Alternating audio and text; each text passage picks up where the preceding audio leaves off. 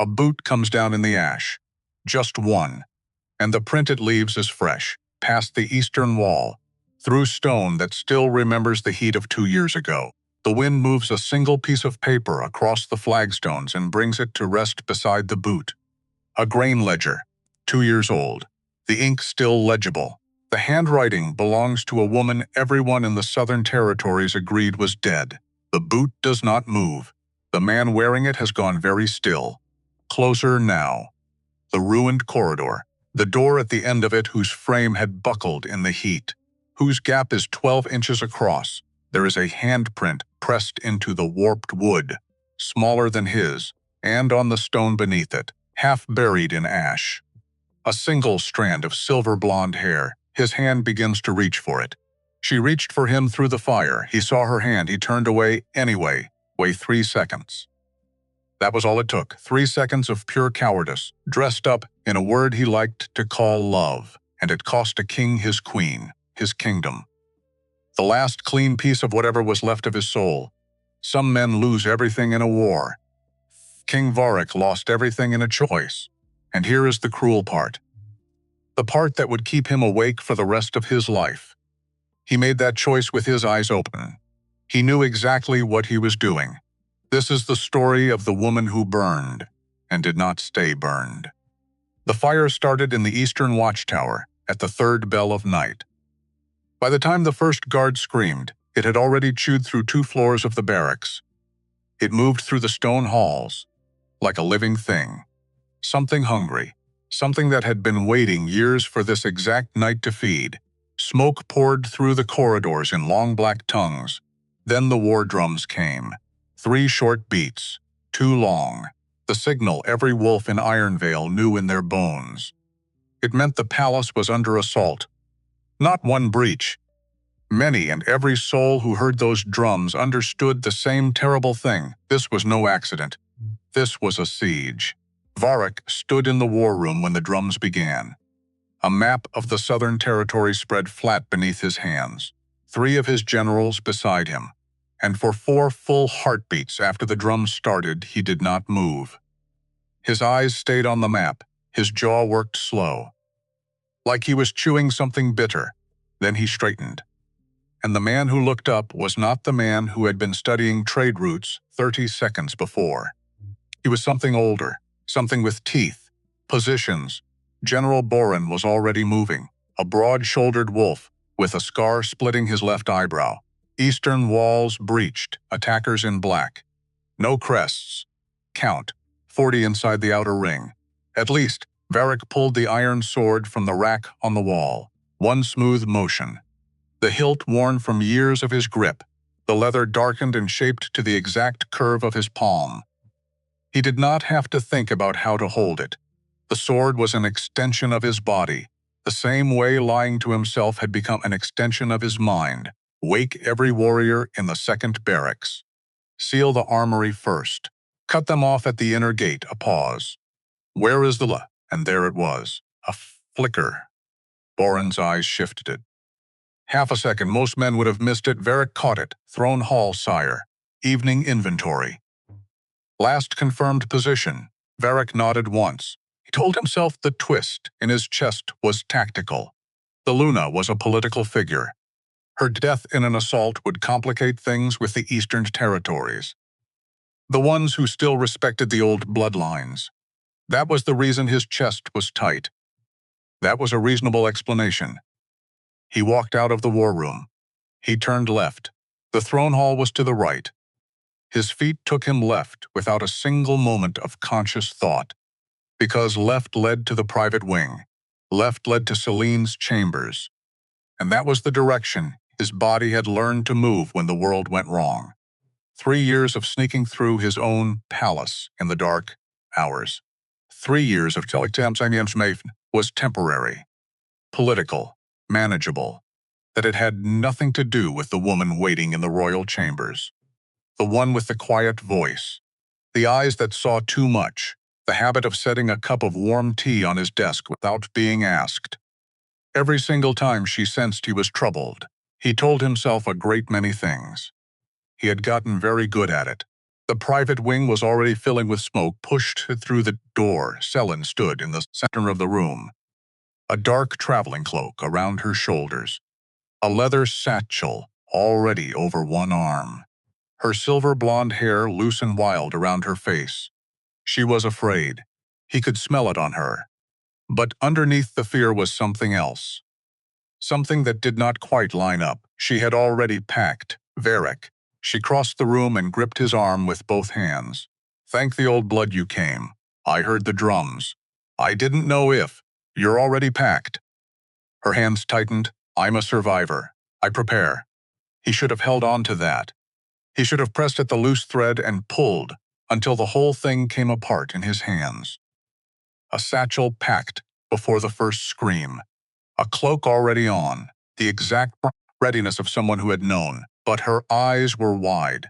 Her hands were shaking, and she was right there in front of him, real and warm and present, and the smoke was getting thick, and his brain made the same choice it always made when she was in front of him. He chose the easy thing. Stay close to me. South Passage, she nodded, tucked herself against his side. He did not turn toward the throne hall. He told himself Boren would send someone. He told himself the guards had evacuated her already. He told himself the Luna was not the kind of woman who needed him specifically. She was capable, composed. She had the cold practicality that came from years of being overlooked. She would find her own way out. He told himself all of this in the space of 10 seconds, as his feet carried him in the wrong direction. The screaming started before they reached the South Passage. High, ragged, hitting a frequency that slammed every wolf instinct in his body, upright like a wall of iron. Pack bond recognition. The sound of a wolf who was not just afraid, trapped, cornered. Out of options. His feet stopped without his permission. Selin pulled his arm. Varric the passage. That's her. A beat of silence between them. Fire crackled somewhere above. Plaster dust rained from the ceiling. The guards will get her. Her voice was careful, smooth, the kind of smooth that was built, not born. The guards are fighting 40 wolves in the courtyard. He turned his head toward the screaming. The throne hall. East corridor. Through the vaulted anteroom. 3 minutes at a sprint. He could make 3 minutes. Selin stepped in front of him. If you go back there, we both die. He looked at her. He looked at her for a long time. And the Luna's screaming tore through the stone and the smoke and found every dark corner of him. And he weighed 2 lives, hands, with the brutal arithmetic that men call pragmatism when they need to sleep at night. He moved forward, his with Selinis. The screaming stopped somewhere, between the junction and the door. The silence that followed was worse. It pressed into his ears like water. He pushed through the heavy iron door into the night air. Smoke, ash, the faraway smell of blood. And he did not stop moving. He did not look back.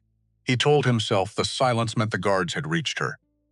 What no one in that courtyard knew was this. Myra had been cataloging the grain records for 40 minutes when the drum started. She set down the wax marker, capped the inkwell, stood. The Luna of Ironvale had developed certain habits over 5 years of living in a palace, where she was tolerated rather than wanted. She moved quietly. She finished tasks before reacting. She did not rush to conclusions before she had information. Those habits had been built through necessity, the same way calluses are built, through repeated friction with the same rough surface. Until the skin finally decides to stop being soft, she went to the throne hall doors, opened the left one 3 inches, looked out. The smoke hit her immediately, not hearth smoke. Something chemical, dense, the kind that comes from burning structure. Pitch and treated timber and old stone, releasing decades of absorbed heat. She heard fighting in the distance. She stepped back, looked at the doors to the east corridor, the west corridor, then up, at the ceiling, where a fresh crack had opened in the vaulted arch over the dais. While she stood listening, east led toward the courtyard, the fighting, west led toward the private wing. The ceiling cracked again. Louder. A ribbon of burning material fell from the gallery. She crossed to the west door, opened it, and found the corridor blocked by a burning crossbeam that had come down from the floor above. The heat was immediate, absolute. She stepped back, pulled the door shut.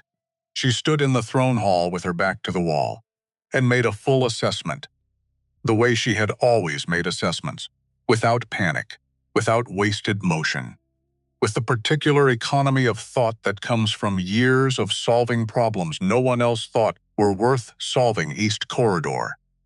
Blocked by fighting. West Corridor.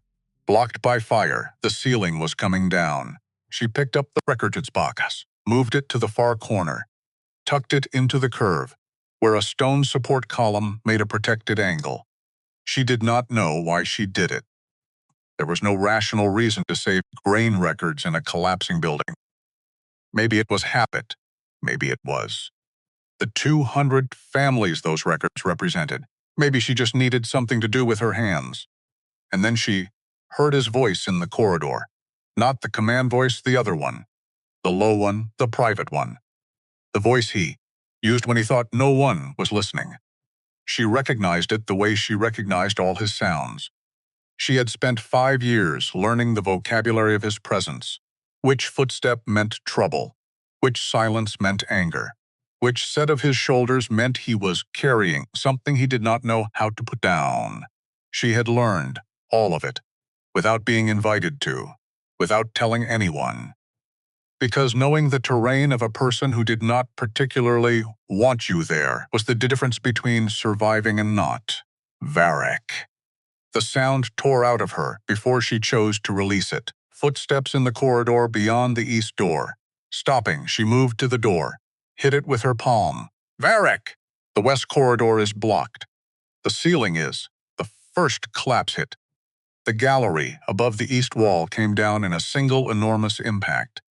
The floor shook hard enough to knock her sideways into the door frame. Stone dust erupted from every joint in the walls.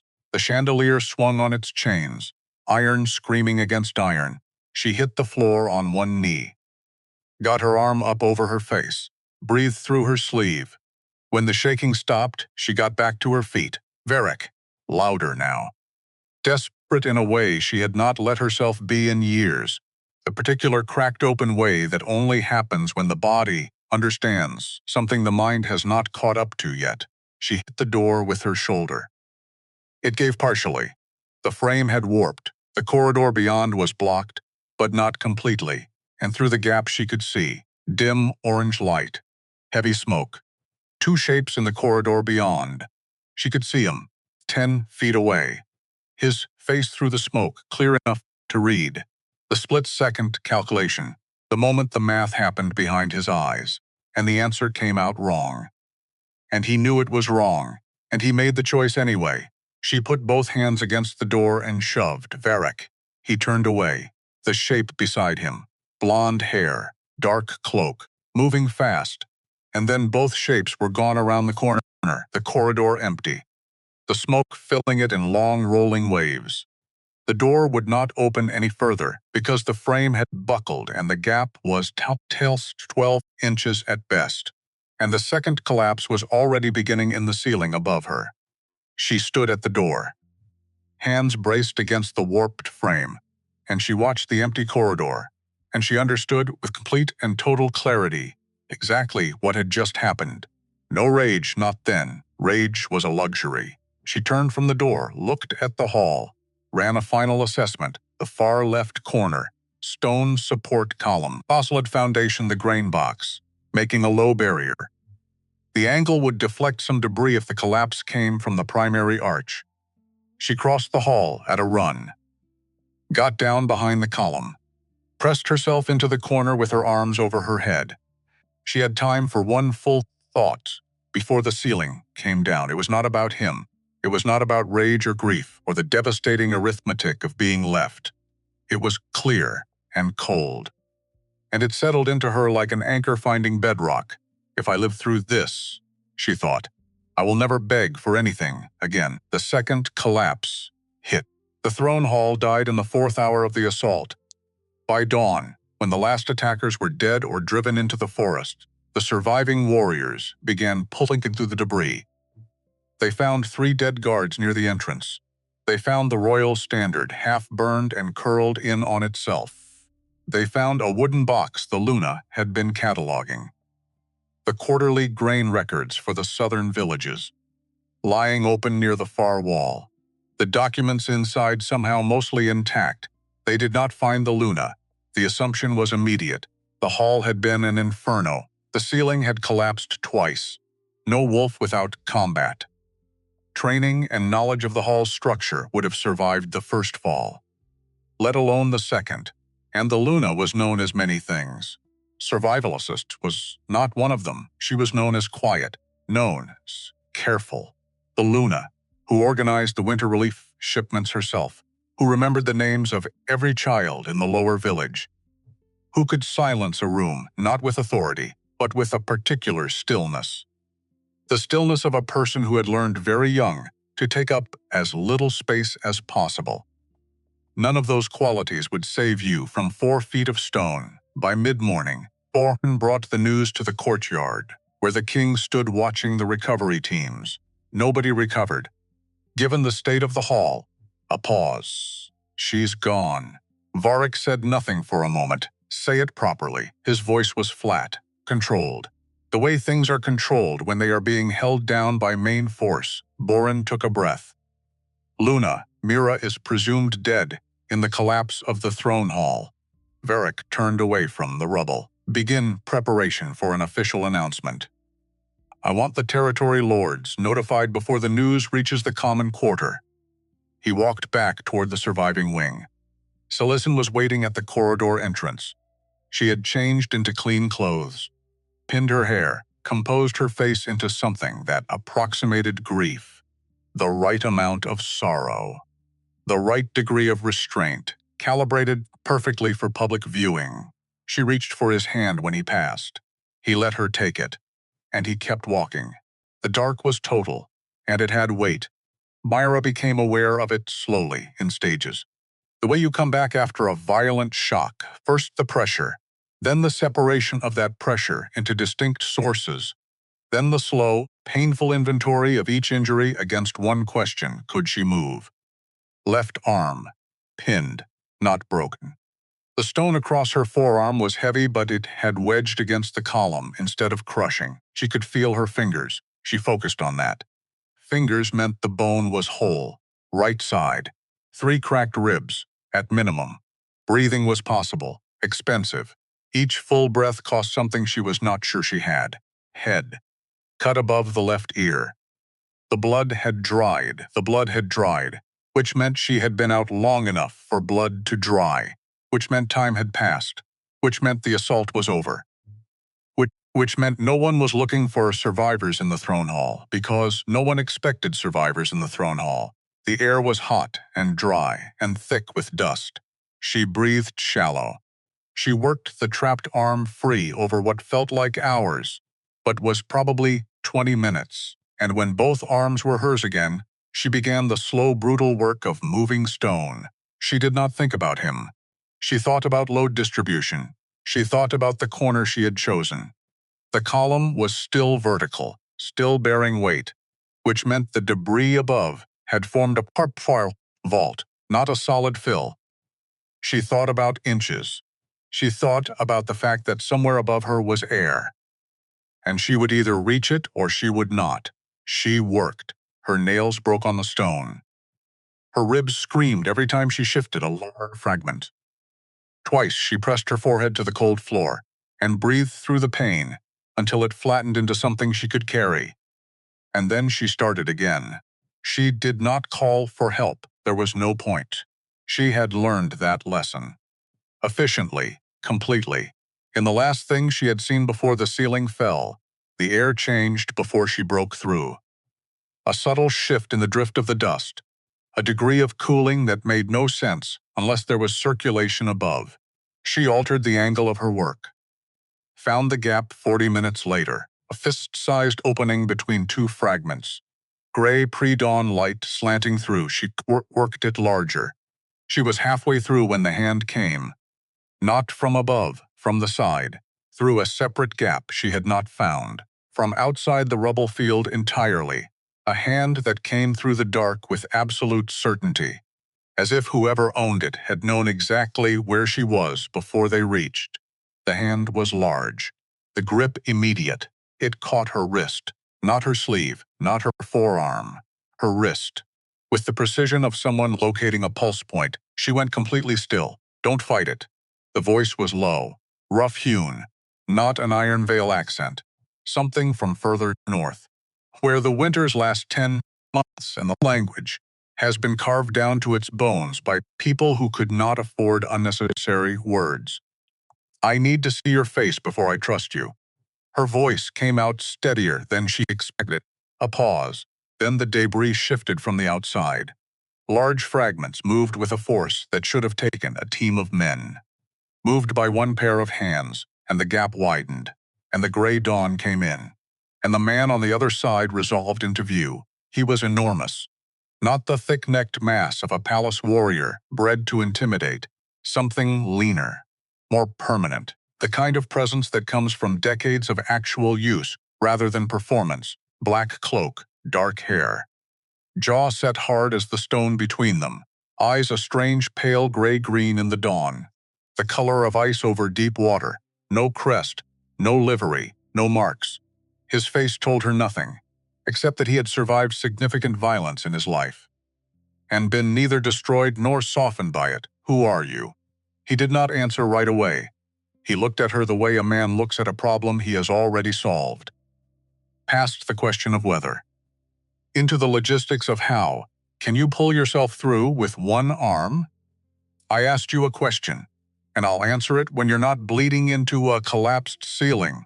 He held her gaze. The grip on her wrist had not changed.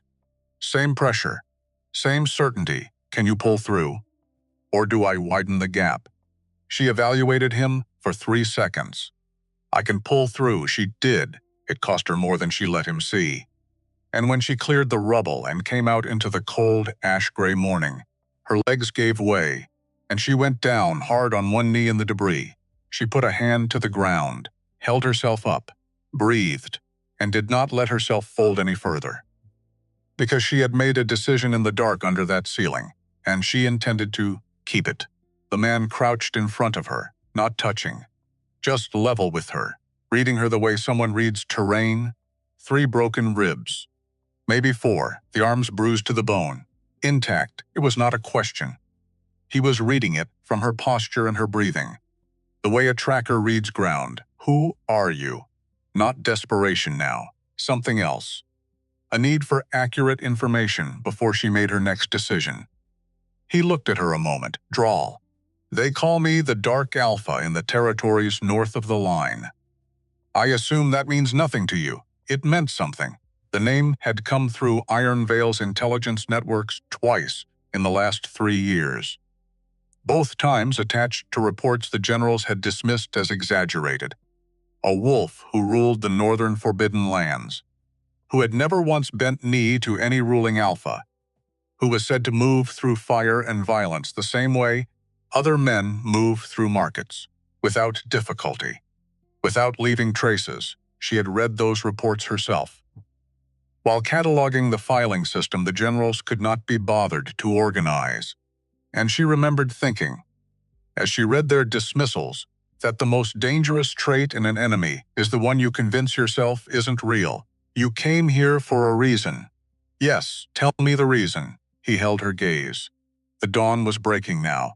Behind her, the ruins of the throne hall sat in the early light, smoke still curling from the deepest debris.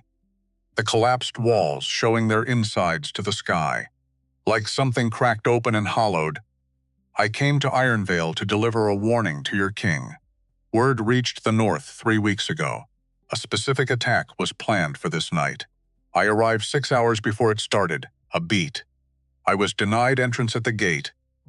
The simplicity of that sentence did something terrible to her ribs, or maybe that was just breathing. "You were denied entrance. I was told the king was occupied. The palace was not receiving unaffiliated wolves." A pause.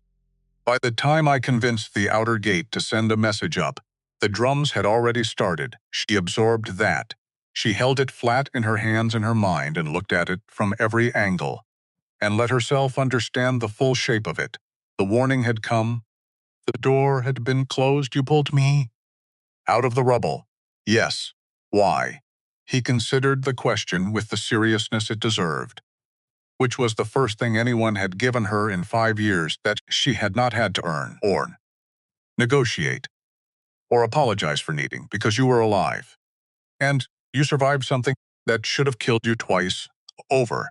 And in my experience, things that survive what should have killed them are worth understanding. She looked at him in the gray morning light, in the ruins of the kingdom that had left her to burn. Her ribs hurt, her arm hurt. The dried blood above her ear pulled at her skin when she moved her jaw. She thought about the intersection, the smoke, his face in the gap of the door, the calculation behind his eyes, and the choice that followed it. She thought about 5 years of making herself small enough to fit a space that was never built for her. She thought about the grain box in the corner of the rubble. She could see it. From here, the corner of it visible under a thin layer of stone dust. Still intact. 300 families. 2 months until the winter distribution. And she thought about what she had decided in the dark. I need to know something, ask it. The Northern Territories. The Forbidden Lands. Is there room there for someone who has nothing left here? Drawl looked at her for a long moment. His pale eyes moved over her face. Not with the measuring quality of a man evaluating a woman. With the quality of someone evaluating the accuracy of a stated fact. You have something left here. You just named it yourself. She did not understand. 300 families. The winter distribution. Something moved in her chest. She did not have a name for it. That's not. I'll send 3 of my people to handle it. Anonymously. It will be done. She stopped. She looked at him. Why would you do that? Because you were going to ask me for it, and it's a reasonable ask. And whoever's left in that palace right now is not going to prioritize a grain list. He paused. And because if you're coming north, I'd rather you come without a debt you can't discharge. The logic was so clean it almost hurt. She pushed herself to her feet. It cost her everything she had. And she did it without asking for help, and without letting herself fold. And when she was standing fully. She looked at the ruins of the palace. She had given 5 years of her life, too, and she looked at it without flinching. Then she turned north. Walk with me. And tell me what you know about the lands past the line. He stood. He fell into step beside her. Neither of them looked back. They were 40 feet from the rubble when the surviving palace gates began to open. The first patrol came out into the dawn, and Myra pulled the hood of the borrowed cloak up over her head, and they walked through the long morning shadows at the edge of the outer wall. And no one saw them, and no one that called out then. The gates closed up again, behind the patrol, and the morning went on without her in it. The Luna of Ironvale was dead. Everyone would believe it by midday. She walked north with a stranger through the ash and the early cold. Cracked ribs, dried blood above her ear. Nothing on her back but a borrowed cloak. And for the first time in 5 years she breathed without the tightness that came from occupying a space she was never welcomed into. It felt like stepping out of a room she had not realized was suffocating her. Behind her, somewhere in the surviving wing, a king was already telling himself he had no choice. She did not know that. She did not need to. She already understood everything she needed to understand about the choices Varric made. When his back was to the fire. There's a ridge camp 2 miles northeast. My wolves are there. We rest your ribs a day. Then we move. I don't need a day. Your ribs need a day. I'll manage. He glanced at her. Was something in the look, not amusement exactly. The closest cousin to it. You'll manage yourself into a punctured lung if a fracture shifts wrong on a 2-day march. Then we move carefully. A pause. She considered it. One night. Pause. Voids. Hot. One night they walked. The dawn spread in long cold bands of light. Gray first, then pale amber. Then the first real gold breaking over the eastern hills. The ruins of Ironvale sat behind them in the new light, smoke rising thin and straight in the windless morning. The great eastern wall, standing intact and meaningless, around a kingdom that had burned itself open from the inside. Somewhere ahead, past the line and the forbidden territories, and the long northern winter, already sharpening its teeth, there was a question for her she had not asked yet. She would ask it, not today. Today was for putting miles between herself and the woman she had been, but the question was coming. And it was this: what does a wolf become when everything that was used to define her is gone? The answer was already forming. In her blood, in her bones, in the cracked open place in her chest, where something old and accommodating was beginning to die. She was going to find out. The ridge camp was 3 canvas tents, and a fire built low, the kind that gives heat without giving light. A distinction that told her something about the man who had ordered it made. Drawl's wolves were 6 in total. They looked at her the way soldiers look at an unknown variable. Not hostile, not welcoming. Just reading, she read them back. They were not palace wolves. Palace wolves had a performance layer. The constant low-grade awareness of being watched by superiors and subordinates at once. It made them stand a certain way, hold their faces a certain way, even when they thought no one was looking. These 6 had none of that. They stood like the terrain stood, like they had grown out of the ground here, and could wait as long as the ground could wait. One of them spoke first, a woman, compact, sharp-featured, a short blade at each hip. The particular stillness of someone who had already assessed every exit in the camp. Before Myra finished walking in, she's hurt worse than she's showing. I know. How bad? Ribs. 3 or 4. The woman looked at Myra directly, the kind of direct that did not ask permission. Can you ride? Yes, she'll manage. And the faint edge in Drawl's voice was not correction. It was confirmation.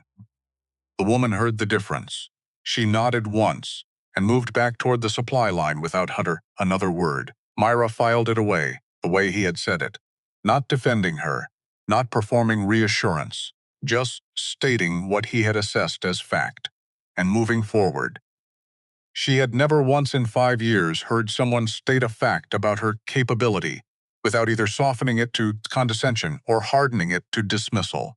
The neutrality was almost disorienting. The woman's name was Kessa. Myra would learn that later. She would learn, too, that Kessa had been driven from her home territory 3 years ago after refusing a mate bond assignment from her alpha. That in certain southern territories, such an arrangement was still enforceable under pack law, that Kessa had killed the assigned male before she left, and had been walking north when Drawl's people found her, and you stayed, and Kessa would shrug. He doesn't ask for things I'm not willing to give, a glance sideways. First time that was true of anyone, and Myra would understand that. In a way that lived in the bones rather than the head, but that was later. For now she lowered herself onto a flat stone near the fire, worked on breathing shallow and even, and not letting the pain in her side show on her face. Drawl sat across from her. He did not offer help. He did not watch her with the quality of a man waiting to be needed. He simply occupied the space, with the settled solidity of someone who had learned that presence was more useful than performance. The settlement. How many people? He was quiet a moment. Not the quiet of someone deciding whether to answer. The quiet of someone deciding precisely how much of the answer was necessary right now. 460. 63 of them children. Mostly wolves who left the southern territories by choice. Some who were driven out. A few who wandered north because they had nowhere else to go. She breathed through the weight of that. 460. Not a camp. Not an outpost. A community. In territory the southern kingdoms had collectively agreed did not exist. What do you need? That you don't have. He was quiet for a count of 3. A system. I can hold territory. I can protect people. I can make decisions under pressure and train wolves to fight and negotiate from strength with anyone who tests the border. A pause. What I cannot do is build the thing that turns a group of people surviving together into something that lasts beyond my lifetime. Supply chains, fair allocation, the 100 small systems that hold a community from the inside. She heard what he was not saying. He was describing what she did, what she had been doing for 5 years, in someone else's kingdom, without title or credit. The invisible architecture that kept a palace running while Uffos concerned themselves with borders and battles and the performance of power. You knew that about me. Before tonight, I knew of your work, the intelligence reports. You're thorough, it shows in outcomes. He held her gaze.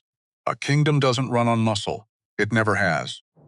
It runs on the people who remember that grain distribution affects troop morale, and troop morale affects border security, and border security affects the tax base. The people who see the whole loop. A pause. I know. Because your king's kingdom ran significantly above what his council's competence should have produced. The fire shifted. She kept her face even. And tonight I came with a warning and arrived too late to give it. What happened after is what happened. I pulled you out because you were alive. Everything after that is your choice. She looked at the fire for a long moment. That night she slept in the third tent, on a bedroll plain and adequate. She woke twice in the dark, once from pain, once from a dream that dissolved before she could name it. And both times she lay in the dark and ran forward calculations instead of backward ones. What she had, what she would need, what the settlement required, what she was capable of delivering. On the new terms she had set for herself in the rubble, the terms were simple. She would not make herself small again. Not for comfort, not for safety, not for the exhausting labor of managing other people's discomfort with her competence. Whatever she built in the north, she would build it standing at full height. She slept. The march took 4 days. Her ribs complained every mile. She gave them the minimum necessary attention and spent the rest of her bandwidth reading Drawl's wolves, learning the dynamics, understanding which ones followed him from loyalty, which from practical assessment, and which from the particular kind of belonging that happens when you have been nowhere, and someone gives you somewhere. The settlement appeared on the 4th afternoon. They crested a long ridge. The valley below opened up, and it was not at all what she had prepared herself for. She had built a mental image from the words camp and survival. Something sparse, defensive, provisional. What she saw was a town. Not a large one, not a wealthy one, but a real one. Permanent structures with actual roof lines, a central thoroughfare, organized agricultural plots on the south-facing slopes, a water system fed by mountain runoff through cut channels, smoke from cook fires in the early evening, thin, domestic children, visible even from the ridge. She stood at the top of the ridge and looked at it for a long moment. You built this in 8 years? We built it. That's the part I need you to understand before we go down. There is no I in what's below us. Every structure, every system, every decision about where to put the water channels. That was 400 people solving problems together. My part was holding the space long enough for them to do it. She looked at him. That's not nothing, no. But it's also not sufficient. They need what comes next, and I am not the one who knows how to build it. She looked back at the valley, 460 people, 63 children, 3 years of self-sufficiency that would need to become 5, 10, 20. Something was happening in her chest. Not grief. Not the cold aftermath of betrayal. Something harder, cleaner. Directional, the same feeling she had had in the dark, under the rubble. When she had calculated the angle of the debris and started moving stone, not hope, exactly, more like the moment when a problem resolves from impossible to merely difficult. She looked down at the valley that the maps called empty. And for the first time, long time, in a very long time, she was not waiting to be chosen. She was choosing. Walk with me. And she went down into it. She went down into the valley, and the valley took her. Not in the way a kingdom takes a queen. There was no ceremony, no crown, no one bowed. The first person she met was a boy of maybe 9, carrying a bucket of water from the cut channel, who looked at her cracked ribs and her dried blood and her borrowed cloak and said only, "You're the one Drawl went south for." "I'm one of them," the boy nodded. Like that settled something, and he walked on. And she thought, watching him go, that this was a place where you were measured by what you carried, not by who had chosen you. She liked that. She liked it more than she had liked anything in 5 years. The next 18 months were the most consuming of her life, and also the most inhabited. She did not have a better word for it. Inhabited. The sense of fully occupying the space she was in. Rather than apologizing for taking it up, she started with the records, because that was where she always started. Because numbers do not lie the way people do.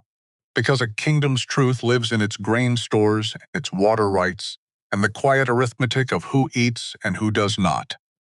And what she found was a mess, a functional mess, but a mess. The allocation system distributed resources by household, which meant single adults came up short and large families came up long. And the long families quietly traded the surplus in a barter economy that was efficient and invisible and impossible to plan around. She did not eliminate the barter. She mapped it. She made it visible. She formalized the channels rather than killing them, which was not the move Orin had expected her to make. Orin was a large, weathered wolf, somewhere in his 50s, hands that had done real agricultural work for decades. The administrative instincts of a man who had been improvising for years, and carrying the whole picture alone in his head. He was territorial about the records. She was direct about it. You built something functional out of nothing. That's not a small thing. I'm not here to replace it. I'm here to scale it past the point where one man's memory can hold the whole picture. He looked at her with the specific expression of a man who had been told his work was valued and was waiting for the other half of the sentence. The part that always came. The but. The catch. The way the praise turns into a leash. There was no other half. He waited. It did not come, and something in his shoulders kicked down half an inch. Like a man setting down a pack he had carried so long he had forgotten. It was heavy. Over 3 weeks, he started bringing her the problems he had been carrying alone. And the settlement began to change. She did not examine what was growing between her and Drawl. She told herself she was too busy, which was true. And she was also, if she was honest, not ready. The rubble had left something in her that needed time to set before she put weight on it. A structural caution, not fear. Adjacent to it, the instinct of someone who had experienced failure at a load-bearing point and was not going to rush the next assessment. So she worked. They met twice a week, her and Drawl, the intersection points, where allocation affected patrol capacity, where patrol patterns affected agricultural access, where the gap between what the settlement needed and what it could defend created pressure. The meetings were direct, sometimes contentious, always productive. He pushed back on her proposals when he disagreed, specifically, with reasons, not with the blunt force of authority. She pushed back on his security decisions when they had resource implications he had not accounted for. Neither of them won every argument. Both of them made better decisions because of the arguments they lost. She had not known that was possible in a governing context. She had spent 5 years in a court where disagreement was either dangerous or pointless, where being right was a liability, where the smart would to plant the idea and let the alpha think he thought of it.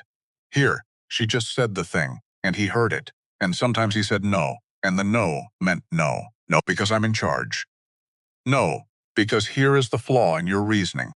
It was, she thought, the most respectful thing a person had done for her in a very long time. To simply tell her the truth. The settlement grew. Word moved through the northern lands the way word always moves in places without official channels. Through traders, through travelers. Through the accounts of people who had passed through a valley in the mountains and seen something they had not expected to see. A community with functioning infrastructure and no master demanding tribute. A dark alpha who held the land without claiming ownership of the people on it. A woman who had appeared from nowhere and built the kind of systems that other territories paid councils of lords to produce. And produced them without political theater. More wolves came north. By the end of the first year, the population had grown to 640. By the end of the second, it was approaching 900. And somewhere in those 900 was the first real test. It came on a cold morning in the second autumn, a delegation from the lower quarter, 12 wolves, led by a man named Hale who had come north 8 months before, hard-eyed, suspicious by nature. The kind of suspicion that had probably kept him alive in the south and had nowhere useful to go now that he was safe. He stood in the central thoroughfare. And he said the thing out loud that some of them had been whispering. Who is she? Really, because here is what fear does to a community. Fear looks for a shape, and Myra was a shape it could use. A southern woman, appeared from nowhere, knew the old kingdom systems too well, restructured everything in 18 months. Talked to the Dark Alpha as an equal. What if she was a plant? What if Ironvale had sent her north to learn the settlement from the inside, to map it, to hand it back? It is a stupid theory, except fear is not stupid. Fear is efficient. Fear finds one's explanation lets the frightened man feel like he saw it coming. And the thing about a rumor in a small place is that it does not need to be true, it only needs to be unanswered. Drawl wanted to handle it the direct way, which, for Drawl, meant standing in front of Hale and letting the man feel the full weight of what it would mean to keep going. Myra stopped him. No, he's poisoning the well. He's afraid. And you can't make a frightened less afraid by frightening him more. So what? So I show them the well is clean. She did not give a speech. She did something stranger. She opened the records. All of them. The full allocation system, the barter map, the supply chains, the census. Every number she had touched in 18 months, she put it in the learning hall. And she said anyone who wanted to understand exactly how the settlement worked could come and read it. And she sat there for 3 days. And she answered questions. Because here is the thing about a system built on secrets. It cannot survive being seen. And here is the thing about a system built on fairness. It only gets stronger. He'll come on the second day. He did not apologize. Hard men rarely do. But he sat down across from her with his arms crossed. And he asked her to explain why his household, a single adult, got the allocation it got. And she explained it, number by number. And at the end he was quiet for a long moment in the south. They took my mate's death allotment and called it a tax. I know. That's why the system here separates death benefits from the general fund. So no one can do that again. He looked at the numbers. He looked at her. You built that on purpose. I built everything on purpose. He stood up and he did not say thank you. But he went back to the lower quarter and the whispering stopped. Not because she had crushed it, because she had outshone it, and Drawl, watching from the doorway, said nothing. But that night, at the meeting, he set a cup of something warm in front of her before she sat down. She looked at it. She did not say anything. But she noticed everything. The second test was not a rumor. It was 40 mercenaries on the southern approach. They came at dawn on a gray morning in early winter. Hired wolves, no crest, probing the border. The kind of force someone sends to find out if a place is soft. It was not Drawl's defense was a thing of brutal economy. He did not meet them at the wall. He let the terrain do half the work. The valley had one good approach, and he had spent 8 years understanding exactly how to make that approach expensive. Kessa took the eastern flank with a dozen wolves. Drawl took the center. It was over in an hour. The mercenaries left 19 of their 40 on the slope and broke for the south. And Myra watched from the administrative center, spear. And she understood something while she watched. This was a message. 40 mercenaries do not probe a border for free. Someone had paid them. Someone had wanted to know how soft the northern settlement was, and someone was about to be disappointed. Who sent them? Don't know yet. Find out. I'm working on it. Work faster. Because 40 mercenaries is not an attack, it's a question. And whoever asked it is going to ask a bigger one. She was right. She was always right about this kind of thing. She just did not yet know how right. South of the line, in a war room she had walked through 100 times, a king was coming apart slowly.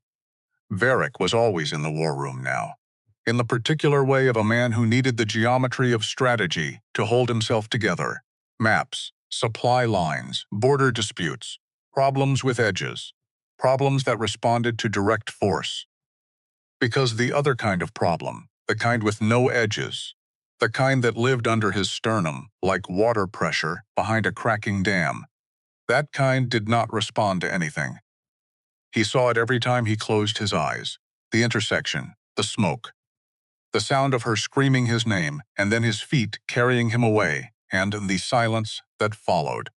He had built his survival on the lie that the silence meant the guards had reached her. The lie was working less well now, and Celine was always there, composed, patient, wearing the secondary consort's sigil he had never formally granted and somehow never formally revoked, which said something about how things had gone.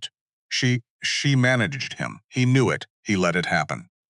Because being managed was easier than being alone with the thing under his sternum.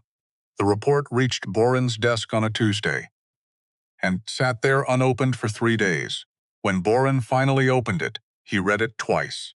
Then he went to find the king. He put the report on the map table. Northern Border Patrol. 3 weeks ago, Varric read it without picking it up. His face did not change. He had gotten very good at that. A patrol. Standard route. Had encountered an unusual convoy moving north on the old track. A track considered impassable for 15 years. The convoy moving fast. Organized. When the patrol called for identification, it had not stopped. They tracked it 2 miles before the terrain cut them off. And the detail at the bottom, the one Boren watched for X's find. And stay on, the convoy had been escorted by wolves in black armor, bearing a crest none of the patrol recognized. One of them had sketched it from memory, a crown, over a field of ash rising from it, and rising out of the ash, rendered in the rough strokes of a tired soldier, the image of a wolf, standing, unbroken, facing north. Varric stared at it for a long time. Burn this. Boren did not move, sir, I said. Burn it or don't burn it. But understand before you decide. This is the 3rd such report in 6 months. The first 2 I handled without bringing them to you. I'm bringing you this one because the convoy moved in organized formation. At least 30 wolves. And 30 wolves in formation under an unrecognized crest is no longer something I can manage quietly. Varric looked up from the report. Boren met his gaze, held it. Did not flinch. Where's the origin? Unknown. They were already moving when the patrol found them. Direction, north. Into the forbidden territories. Varric put his hands flat on the map. The same hands. The same choice. The smoke. He looked down at the sketch. Crown, ash. Wolf standing. Start a quiet inquiry. No official channels. Independent sources only. What kind of information? He tapped the sketch once. Who that belongs to. And what they're building. Boren picked up the report. He paused at the door. And if the inquiry finds something that changes what we believe about the night the throne hall burned, he said it carefully.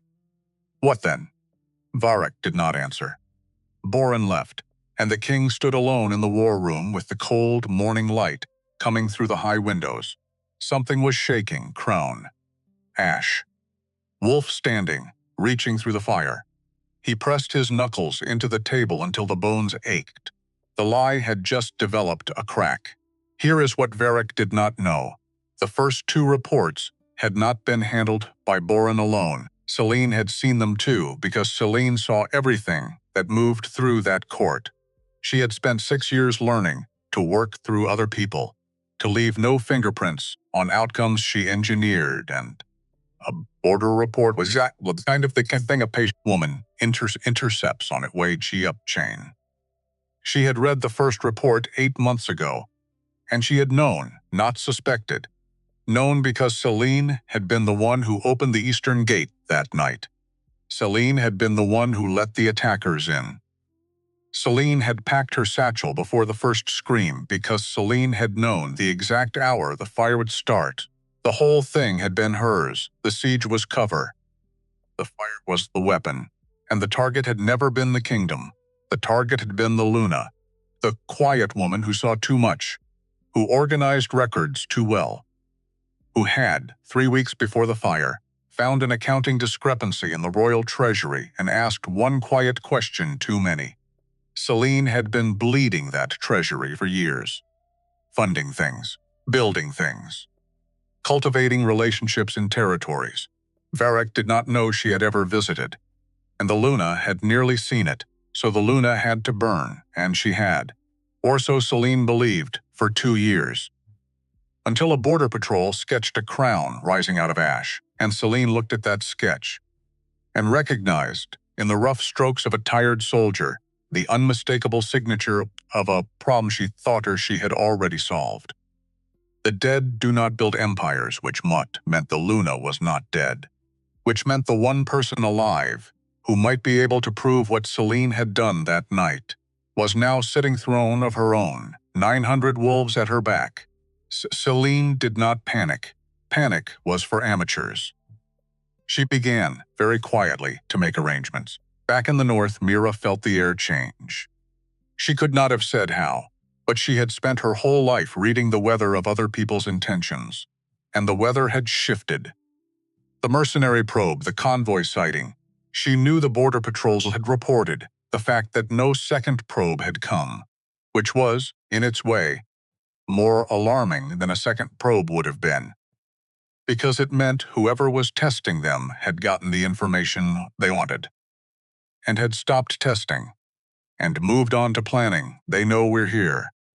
Whoever it is, yes, and they know we're not soft. Yes, which means the next move won't be force. Force is expensive, and we made it more expensive than it's worth. So they'll come at our legitimacy instead. We have no formal recognition from any southern territory. As long as that's true, every wolf here who left a southern kingdom has unresolved legal status under pack law. 60 of them, maybe 70.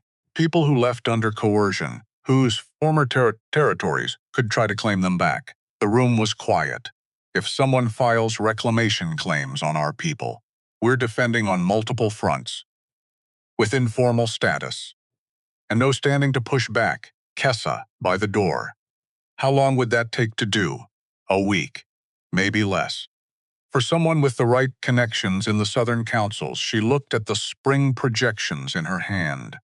900 people. The first genuinely surplus year.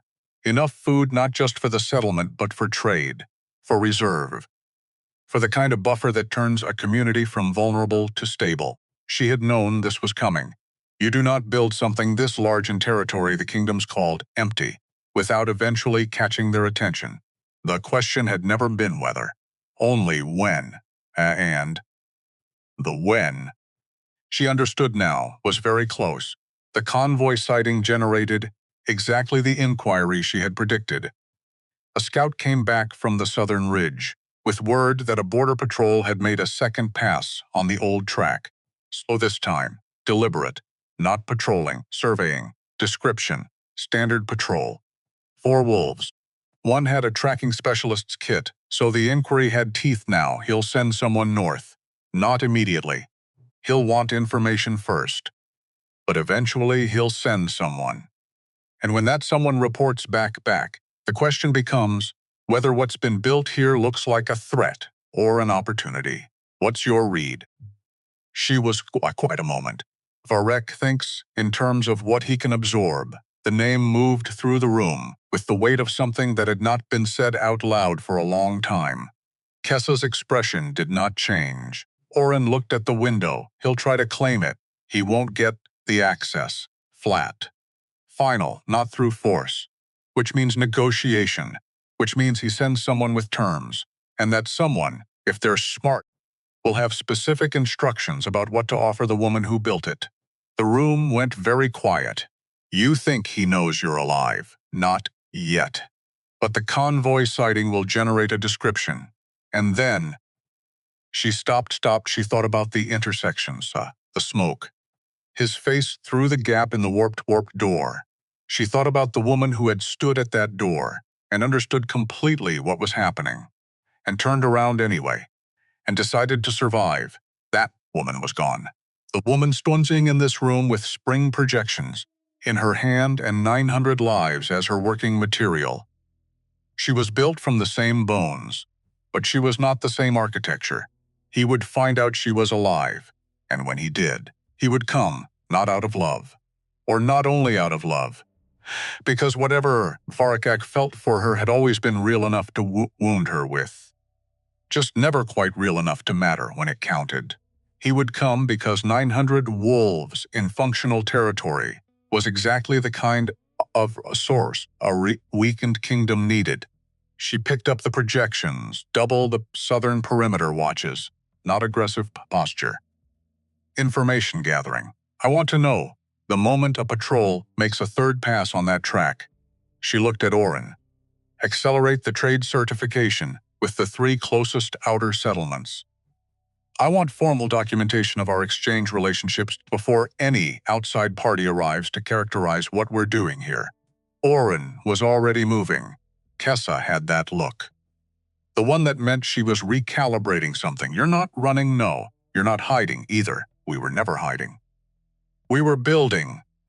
She set the projections down with the precise economy of a woman who had spent 2 years having exactly the amount of time each task required. And not one moment more. Now we make sure what we've built is documented, formalized, and legally non-trivial to challenge. When they come, and they will come, they'll arrive expecting to find the Luna of Ironvale. She looked at the map. Not blank space. Not forbidden. Nothing. 900 people. 91 children. The first surplus. They will not find her. The horn sounded from the southern ridge 8 days later. Myra was in the administrative center reviewing the spring projections when she heard it. 2. Short notes, 1 long. Movement on the old track. But not a patrol this time. The pattern was wrong. This was a single rider. A messenger. She set down the projections. She felt the room shift around her. Kessa's hand moving slightly toward her hip blade. Orin's stillness taking on a particular quality. Drawl by the far wall. Going very still in the way that was not passivity, but the absolute focused attention of a man holding back a response in order to think before he acted. A messenger. Alone. A king's envoy travels with escort. Minimum 4. Usually 8, I know, because the size of your escort was a language. Everyone in the Southern Territory spoke fluently, and a single rider on the old track meant one of 2 things. Either the message was too sensitive for witnesses, or the sender did not want anyone knowing it had been sent. Both possibilities told her something. The clock had not started. It had already run out. Bring the messenger up the southern road. But hold him at the eastern hall. Not here. I don't want him seeing the records layout.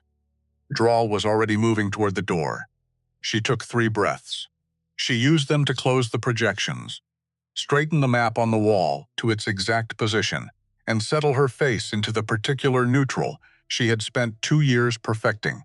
Not cold, not welcoming, just a surface that gave nothing away, while taking everything in. The Luna of Ironvale had gone soft at the edges when a room needed her to, had become whatever was required. The woman who would walk to that hall walked at her own pace and stopped where she chose to stop, and did not adjust her posture for anyone waiting. The messenger was young. Mid-20s, maybe. Ironvale livery under a traveling cloak.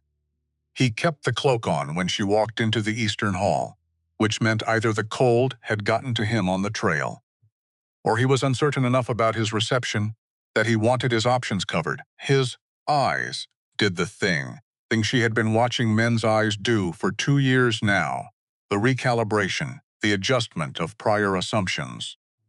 The specific quality of being caught off guard by what you found when you expected something diminished.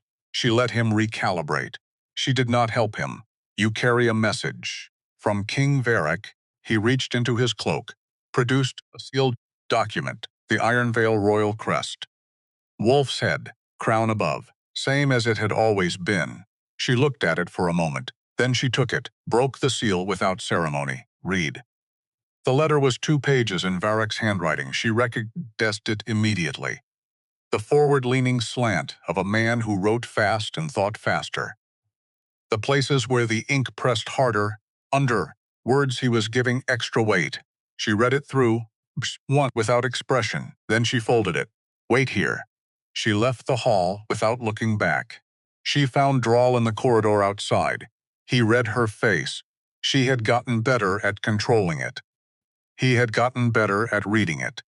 At this point, the two skills were approximately matched. Tell me.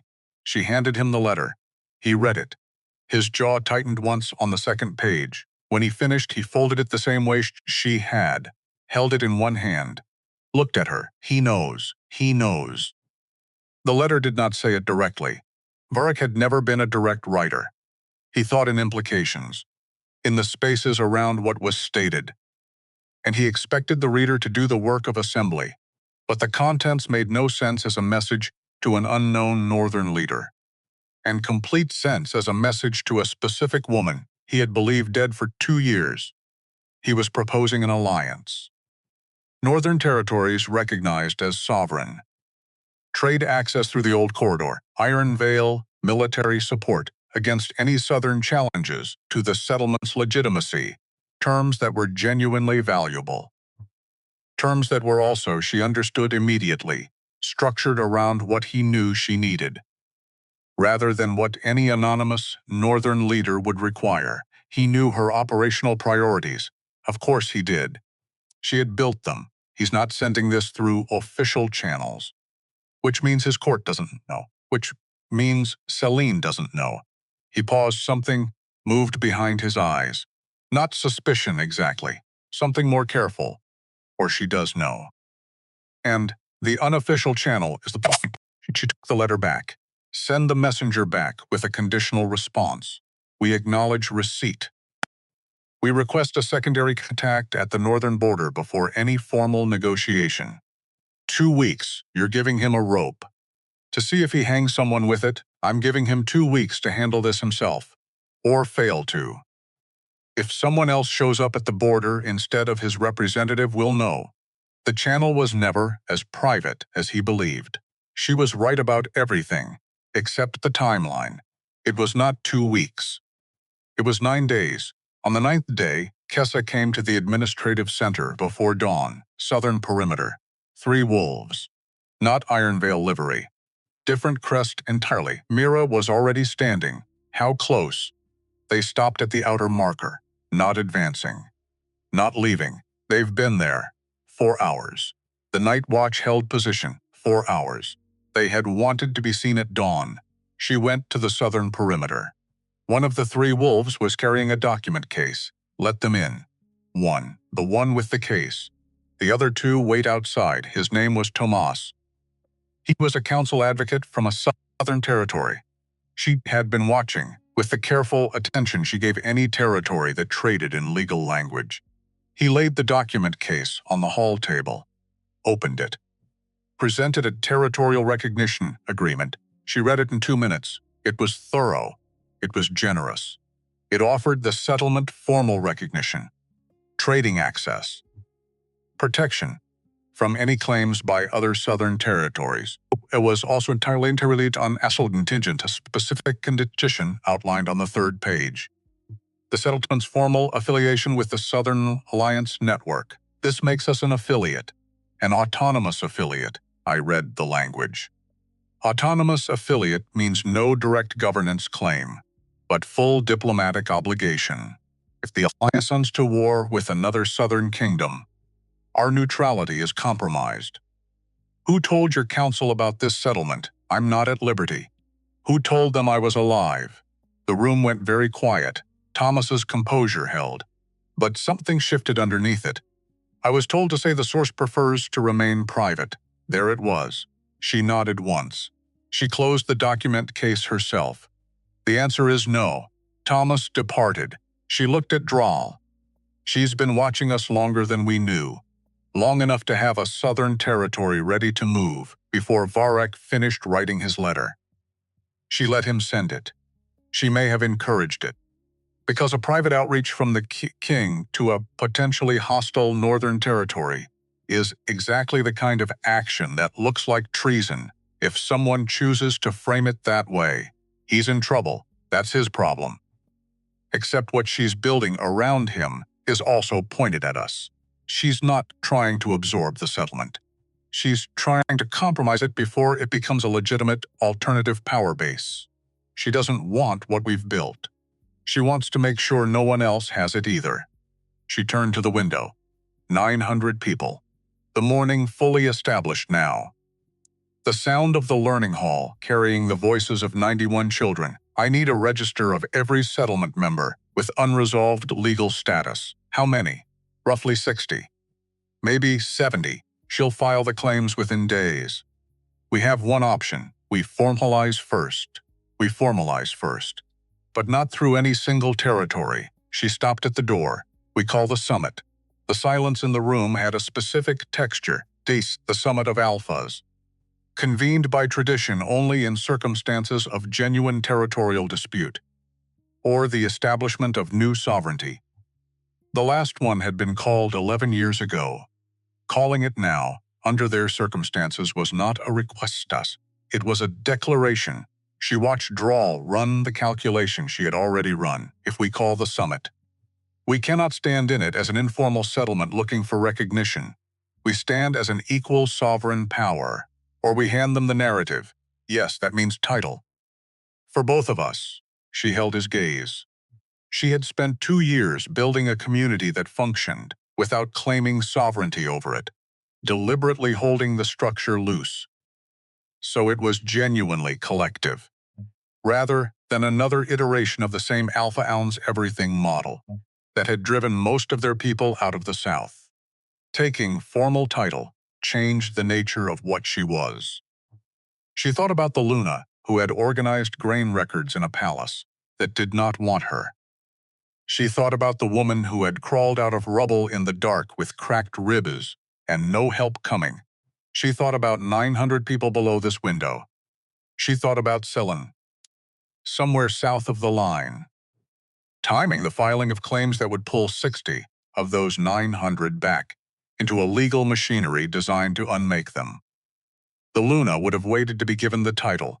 She was done being the Luna, queen. If I stand in that summit hall, I stand as queen of Nightreach, not petitioner, not affiliate, not the woman who used to run grain routes for a king who left her to burn.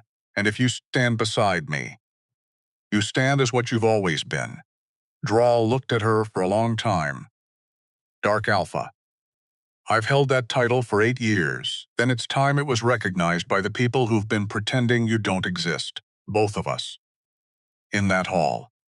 Let them see what they chose to ignore. He crossed the room. He stopped in front of her, not close enough to be crowding. Close enough to be unambiguous. You understand what you're asking. I understand everything I'm asking. He held her gaze. Then, we call the summit. The summit convened on the first cold morning of the northern season. Frost across the stone courtyard of the conclave hall. Every breath came out white. 16 territorial lords, 8 allied alphas, 4 neutral observers from the outer territories who had traveled weeks to be present.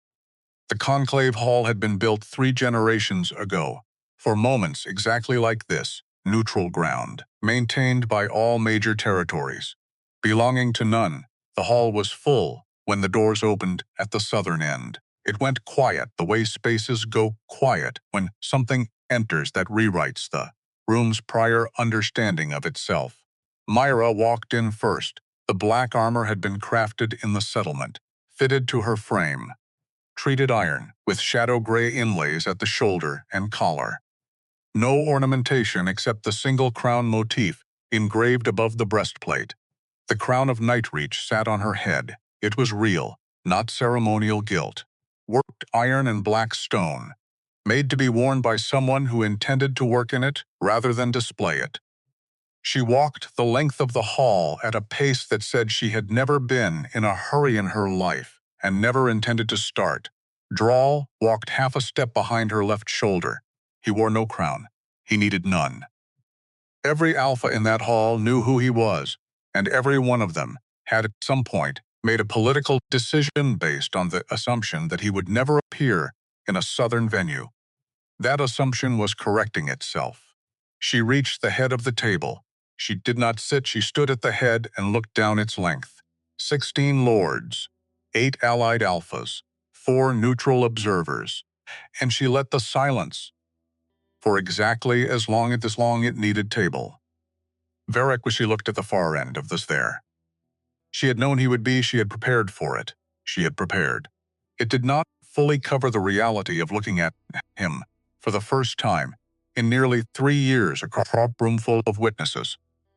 He had aged in a way that had nothing to do with years. His was the same face, the strong jaw, the dark eyes. The particular set of his shoulders she had spent years reading like a language, but something had worn through in him, the way stone wears through underwater, not breaking. Becoming thinner in specific places, the easy authority was still there in the surface. Underneath it was something she had not seen in him before. He was looking at her the way a man looks at the direct consequence of the worst decision he ever made, when that consequence has grown beyond anything his imagination offered him at the moment of choosing. There was no calculation in it. There was no political reading of the room. There was just the raw, undisguised impact of a man who thought he understood the shape of his own damage, and had just discovered he was working from an incomplete drawing. She held his gaze for 2 seconds.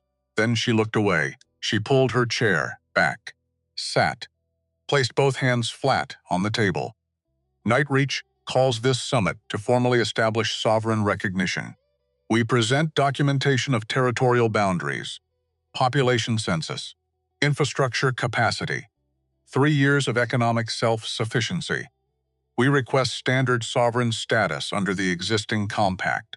We also have business with this council regarding a pattern of interference that has been directed against our territory by at least one party currently seated at this table.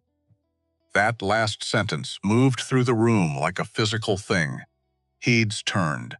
Eyes moved to different configurations of suspicion. She watched without letting her attention settle long enough to signal who she meant. The recognition review took 4 hours. She answered every question directly and without elaboration. Drawl answered the security and boundary questions with the same economy. Varric said nothing for the first 3 hours. In the 4th hour, when the recognition review was approaching its close, Varric spoke. I want to speak to the interference claim before the vote. The room went to a different kind of quiet. That item is second on the agenda. The vote won't mean anything if the interference claim is what I think it is. Because if it is, the council needs to know the source before they cast anything. She looked at him then. He was leaning forward, both forearms on the table, his eyes on her with the specific quality of a man who had made a decision and was past the point where second-guessing it served any purpose, not spirit, not performing, just direct. In the way he had occasionally been when direct in the private hours, when he was not managing anyone's perception of him. She had loved that quality in him once. She had also spent 5 years watching it lose to the version of him that needed things to be manageable. Then speak, he straightened. The unofficial communication I sent to Nightreach 12 days ago was intercepted. I sent it through a private channel. Someone in my court accessed that channel and used the information to approach a southern territory before my envoy had received a response. The purpose was to compromise a potential alliance before it could form. I have the messenger's account. I have the timeline. I have a letter in your own legal advocate's handwriting confirming the initial approach came from Ironvale Court. with information that could only have been sourced from my private correspondence. He paused, and I know who, in my court, has been operating independently of my authority for the past 3 years. The hall was completely still. She watched his face. She watched the exact quality of what it cost him to say what he was saying. In front of 16 lords and 8 alphas and 4 observers, which was the complete public dismantling of his court's appearance of internal coherence and his own appearance of control. He was doing it anyway, Celine. She has been conducting independent diplomatic operations using Ironvale's resources and my authority without my knowledge. There are others. The doors at the southern end opened, the specific sound of the hinges. Heavy iron designed to hold against significant force. The guards who should have been managing the hall's access were not managing it. Celine walked into the conclave hall, 6 wolves in Ironvale livery flanking her, a document case under her arm. The composed forward momentum of someone who had been working toward a specific moment for a long time. She walked to the midpoint of the hall, stopped, placed the document case on the table. The council should hear all parties before voting. Her voice was the same voice Myra remembered, smooth, calibrated, built for rooms exactly like this one. Varric said her name, low, warning. Celine opened the document case without looking at him. I have here territorial reclamation filings for 47 individuals currently residing in the northern settlement. Filed with 4 southern territories this morning through independent legal channels. She looked at Myra for the first time. The look was the look of someone who has been holding a weapon for a long time and has finally decided to use it in the open. The filings are legally valid under existing pack law. They predate this summit and are not subject to any recognition vote that occurs here today. 47. Myra kept her hands flat on the table, kept her face absolutely level if the filings held. Those 47 wolves had a legal obligation to return to their home territories for adjudication. She took one breath. She stood. I move for an immediate sovereignty recognition vote. Before this council processes any filing or any further statement, the filings are dated this morning. A sovereignty recognition, if passed, is retroactive to the date of establishment, which our documentation places 3 years ago. Any filing against residents of a recognized sovereign territory is invalid. Call the vote. The chair looked around the table. He looked at the documentation in front of him, with the eyes of a man who had been running territorial law for 30 years. We vote. Celine's hand went to the document case. Her composure shifted. Not breaking, reaching its limit. This council does not have the authority. This council convened this summit. This council has exactly this authority. She moved her hand inside the case, and Myra had been watching for it, because 47 filings were not the endgame. They were the warning shot. Celine had come into this hall, knowing the filings might fail, and she had brought a second weapon. Hold, Drawl was already moving. Varric was already moving. 2 men at opposite ends of a long table. Same destination, same speed, same reason. Celine's hand came out of the case, not a document, a blade, short, designed to be carried invisibly, used close. She raised it, and what happened next happened in less than 2 seconds. The blade arcing toward her throat. Drawl crossing the space with the absolute physical commitment of a man who had made a decision and was purely executing it. Varric closing from the opposite direction. The hall in chaos. The blade was meant for her throat. It was going to miss, because she had moved, and because Varric was between her and it 3 steps ahead of Drawl. He put himself in the blade's arc with the specific totality of a man who was not calculating odds, just acting from the deepest available layer of himself. The layer below strategy and politics and the long history of every wrong choice he had ever made, and the blade caught him across the upper chest and left side, rather than the throat it had been aimed for. And the sound he made was not a sound she had ever heard from him before. He went down to one knee. She caught him. She did not decide to catch him. Her hands moved before she made the choice. And he was heavy against her, and his blood was immediately warm and real through the fabric of her sleeve, and she went down with him to the floor of the conclave hall. Varric looked up at her, blood at his mouth from the impact of the fall. His eyes were clear, shockingly clear. The clarity of a man who had crossed to a place where the weight of everything he had been carrying simply no longer applied. Because there was only this moment, and this specific face above him, still breathing. Don't talk. His hand found her wrist, not desperate. The same gesture she remembered from 1,000 small moments she had spent 2 years working to unremember. I need to say it. Not to fix it. I know it doesn't fix it. I need to say it because it's been 2 years and 9 months. And I have been saying it to an empty room. And I am done saying it to an empty room. She kept her hand on the wound. Pressure. Practical. Varric. I left you in that fire. I saw your hand. I made the choice. I walked away. I have not had a single clean hour since. Everything you built. You built out of what I threw away. You're going to be all right. The wound was deep but not fatal. I know. I didn't put myself in front of that blade to ask for anything. I want you to know that. I know. She looked up. Scene was gone. The northern door at the back of the hall. Kessa was already at the door, 3 of the settlement wolves behind her. But the settlement wolves did not know that building, and Celine did. Myra looked at Varric. The physician was coming. The hall was settling. He was being lifted with care. He nodded at her once go. She went. She caught Celine in the northern passage.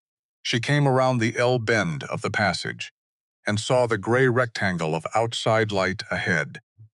Where the passage door had been left open in the hurry of someone who had stopped caring about covering their trail. She came through it at a run, cold air, thin morning light. The slope beyond the conclave grounds.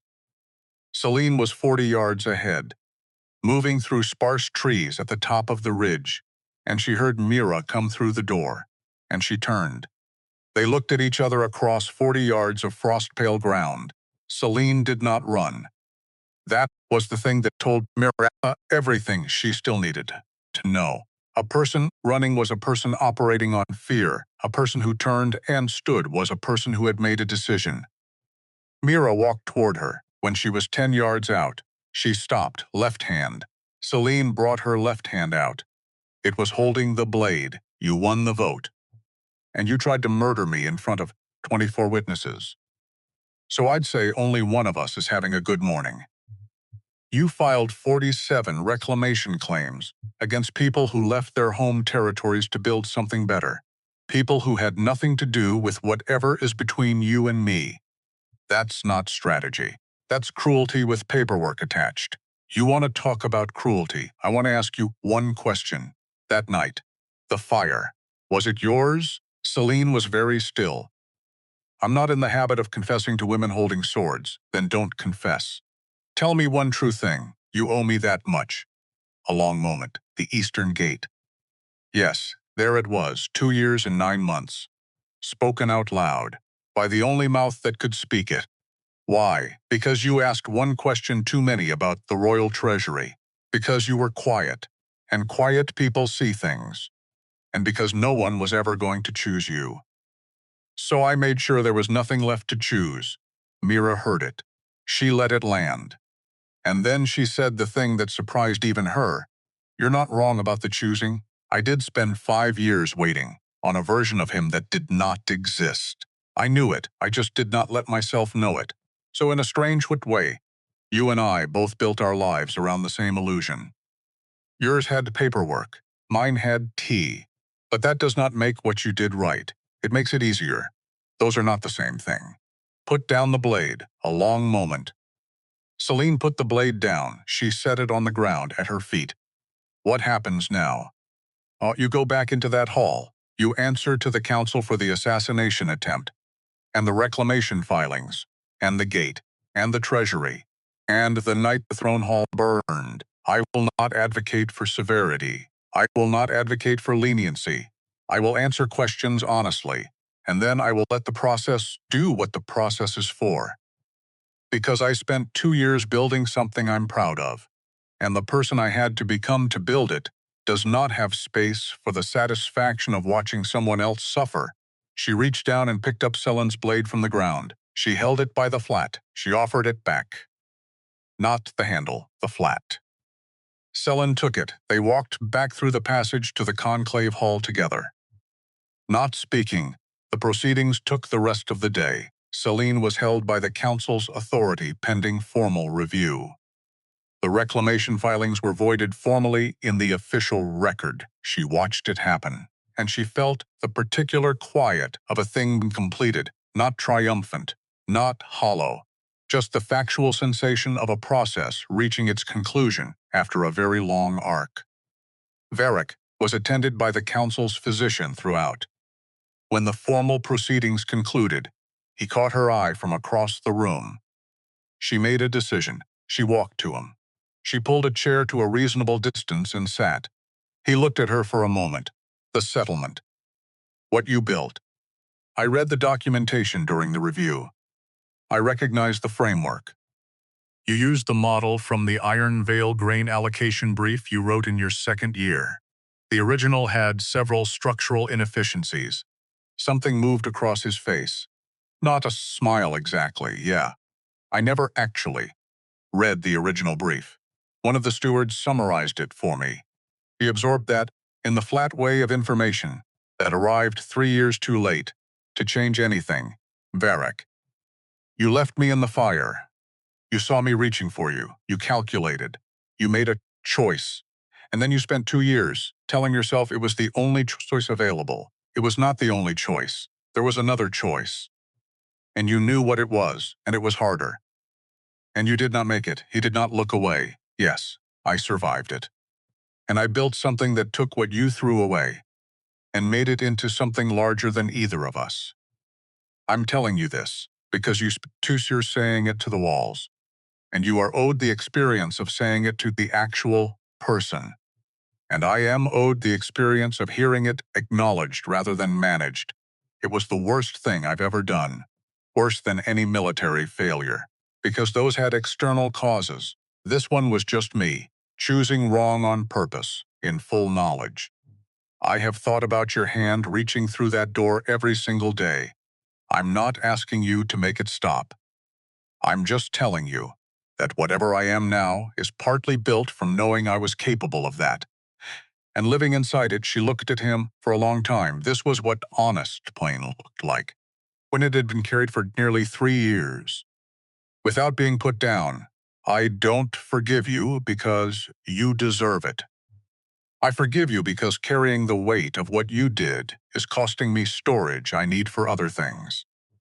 Because the settlement needs the administrative capacity I have been putting into the infrastructure of being unforgiving. And I have decided that's a bad allocation of resources. That's the most you thing I've ever heard. Yes, something shifted in the air between them. Not warming exactly, not the old thing reconstituted, but something honest. Contemporary, built from what they both actually were now, rather than what they had been. She stood. Take care of the wound. Have the physician look at it again before you travel. Myra, she waited. I'm glad you didn't die in that fire. It was so simple it was almost stark. I'm glad I didn't, either. She walked back to the head of the table. Drawl was there. He looked at her when she reached him. He read her face. Done. Done. The horses were ready at the courtyard's eastern end. She mounted without assistance. She looked back once at the conclave hall's stone face in the mid-morning light. Then she looked forward. Drawl was beside her. She looked at him. When this is done, when we're home and the alliance terms are drafted and the spring planting is underway. Yes, I haven't finished the sentence. I know what the sentence is. She held his gaze for a long moment. Something in her chest that had been held in careful suspension for 2 years and 9 months settled into a new position, not dramatic. Not a flood, just the quiet internal shift of something finding where it belongs. Yes, they rode. The old track ran north through the thinning forest. The frost was coming off the ground in small rising wisps. The territorial lands of the south fell behind them mile by mile. She did not look back. She had looked back enough. She had looked at the intersection, and the smoke, and the door gap, and the calculation in his eyes, and she had taken from it everything it had to teach, which was this: that she was the kind of person who reached through fire, and that the only thing worth doing with that knowledge was finding a life that deserved it. She had found it. It was 900 people in a valley that the maps called empty. It was a man riding beside her who had pulled her out of the rubble, not because he needed something from her, but because she was alive, and that was reason enough. She was not the Luna of Ironvale. She was not the woman who had burned. She was not the woman who had burning, and she was still here. And she was going home. Nightreach rose ahead of her in the late morning light, the ridge, the valley, the smoke of 900 cook fires rising in thin straight lines against the cold blue sky, and she rode toward it without slowing, without hesitation, with the absolute forward momentum of a woman who had earned every mile of the road beneath her. She had risen from ashes. She had built an empire. She had learned, at last and at cost, the difference between being chosen and being seen. She chose herself. That had been, from the beginning, the only choice that mattered.